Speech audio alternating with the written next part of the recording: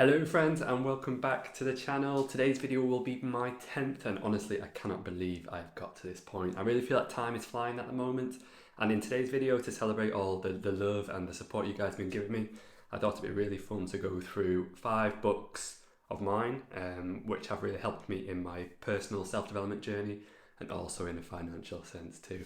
I really think these books can help anybody, and I really hope they help you today, so let's jump straight in. So the first book on my list, and some of you might have already guessed it, is Rich Dad, Poor Dad by Robert Kiyosaki.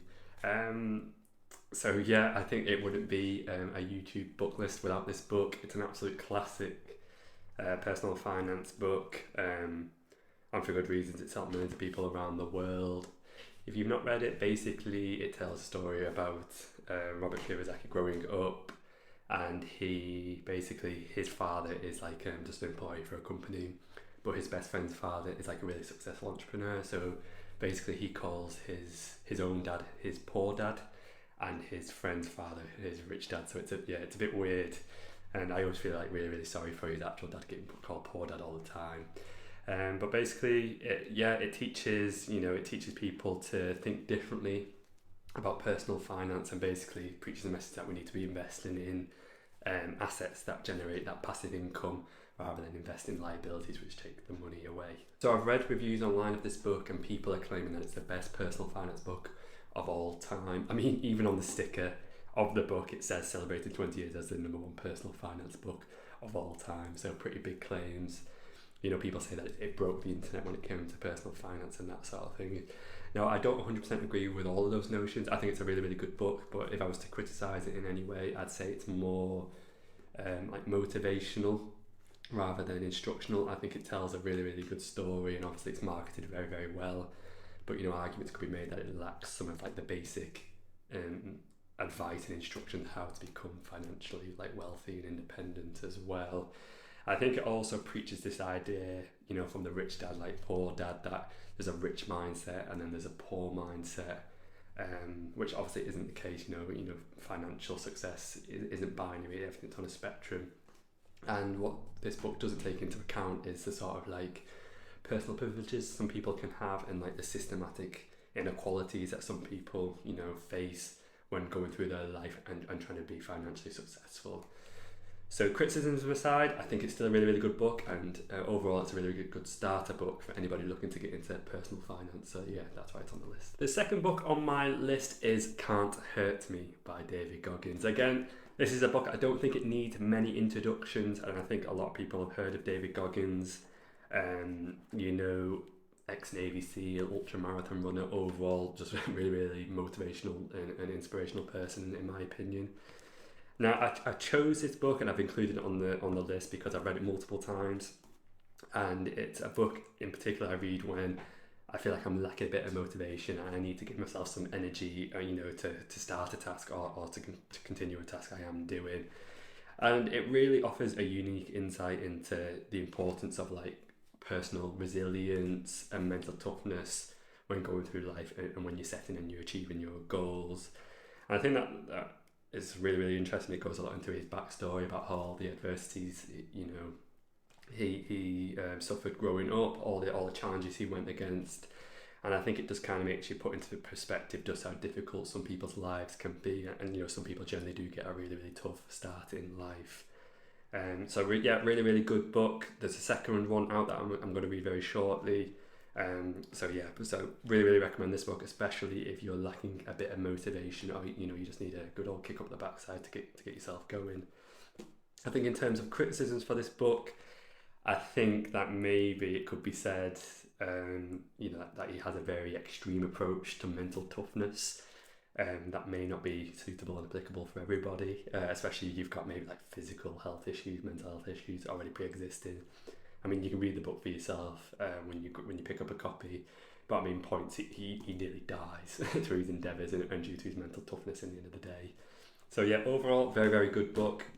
Really recommend you pick up a copy. The third book on my list is Bulletproof Problem Solving by Charles Conn and Robert McLean. I hope you can see that there.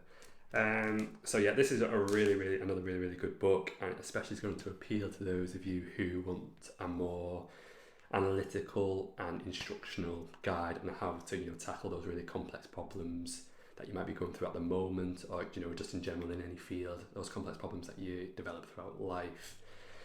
It takes a really analytical approach, and it gives you tons of case studies, real life examples, and basically it gives you the tools and strategies to break down any problem that you have, gather the data for it, to come up with a sort of a really good outcome or a really good solution. The bulletproof part of the title is then another step of the process where you then take that potential solution and you stress test it against uncertainties and other future factors as well. Like I said, it's got loads of real life examples in there, and that's because it's used by a lot of high-end management consultancy firms all over the world, and it's really, really well known in those sort of circles. So it is quite a powerful book. It reminds me a bit like a university textbook, just how it's laid out. So it's really going to appeal to those, like I said before, who want a more instructional guide, something that you can just, the tools and strategies that you can use, straight out the book, rather than the previous books on the list, which tend to be, a bit more motivational in their writing styles. I've used this book constantly, multiple times throughout my life, especially when it comes to big decisions, when in regards to my career or business ventures. I think for the price of the book, really, really good value. Like I said, I've used this quite a lot and definitely don't regret grabbing a copy many years ago. So the fourth book on my list is this one by David Graeber. You can all see the title, so I'm not going to read it aloud for obvious reasons. But another really, really good book, and kind of controversial, it has to be said. Basically, the premise is it delves into what it means for people when they work, and then how their employment and their jobs then lead into building a well-functioning society. I think the controversial part comes from, as the author, he basically makes the argument saying that a lot of jobs in modern society are meaningless and a bit pointless, and are only really there, and these jobs only exist to keep people occupied. A bit of a controversial argument, controversial topic. I think I've included this list mainly because I think it'd be really helpful for maybe people who are struggling a bit mentally at the moment, and people who might think that they're in a meaningless job and they're trying to figure out the answers, trying to figure out what they want to do with life.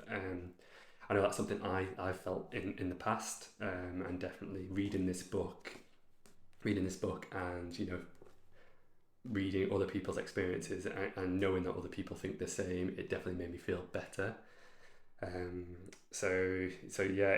think it's also a bit tongue-in-cheek. It's quite a funny book at times, and it just reminds you of all those scenarios where and you might have gone through this yourself, where you meet somebody for the first time and they tell you their job title, and you just sat there and you're thinking, God, that sounds like a made-up job, and then they try and explain what their job is to you, and then you still have no idea. They explain it again, and it's no, you've got no idea.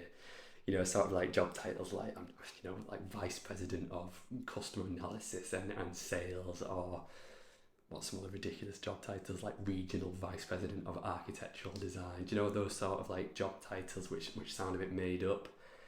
And I think a lot of people will feel this, and if you're 20, 30 years into your career and you've worked your way up that ladder, you might think, now I've worked these 20, 30 years and I'm quite high up in the ladder. I actually do a lot less work now than what I did when I first started out and I was just in a junior or entry level position. Really recommend this book as well. So obviously there's the title, I'm not going to say it out loud, but so everyone knows what it is. But the fifth book on the list, and this was my wild card selection, what I said during the intro, is Shantaram by Gregory Roberts. So basically a bit of a wild card show. And basically it tells the story of an Australian bank robber who escapes prison in Australia, flees all the way to India, starts living in India, and then gets to know an array of colourful characters, and always just ends up involved in the most ridiculous situations and scenarios. It touches on a lot of political, cultural, societal issues in India as well at that time. And just overall a really, really good read. I would say it's quite embellished in parts. It is based on a true story, but I think it's well accepted now that that is embellished in certain parts of the book. So yeah, definitely not your most traditional self-help book, like by whatever means, but I included it on the list because I think that the main takeaway message is just that we need to appreciate the importance of like human connection and the importance of having empathy and compassion when forming relationships with others. Yeah, it talks about a lot of like problems with living in like marginalized societies, and also stresses the importance of like resilience and being creative when navigating different difficult circumstances, to say the least. It's quite similar to the Goggins book as well. That sort of like motivational, self resilience, mental toughness, that sort of thing. So yeah, overall really, really good book. I enjoyed every page of this when I read it, and I've reread it a few times since. And every person I've recommended it to has really enjoyed it also. Yeah, so definitely check this one out. So that is it for my list of 5 books that have changed my life for the better.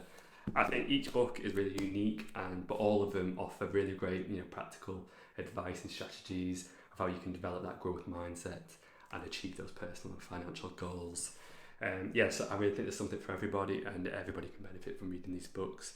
I'm going to leave all the links to the books in the description below. I really do recommend checking them out, grabbing yourself a copy, taking the time to read them, taking the time to enjoy them and apply their teachings going forward in your own life.